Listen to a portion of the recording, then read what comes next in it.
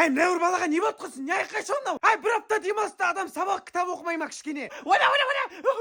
Ал мама. Ай, папасы қарашеш мынау кеңкелеске. Адам бір апта демалғанда кітаптың бетін ашып, ұмытып қалған шығар мынау оңбаған. Қарашы мына бала. Шешең тіс салайын басып бергіле. Не істеушісің сен бір апта демалыста адам сабақ оқымай ма? Кітабыңды алып кел. Папа, алып келдім, енді оқимын ба? Сен тупойсың ба нахуй? Женщина, у которой есть план, не керек саған? Не топас? 4-ші классың ғой сен? Қазір папа. Папа, мына кітапты оқимын ба? Таинственный сад деген кітапты оқисың ба сен? Топас 4-ші класста осындай кітап бар ма еді не? Кешірім сұрайын папа. Аспан жер ұшады.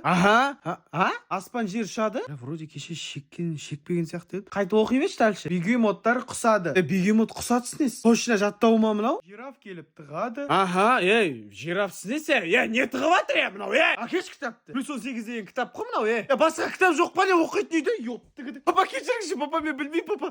Маманың бөлмесінен алған кітап қой. Кет ана шешең собак 4-ші класс кітабын алып келе бар. Роза, которая любит жить.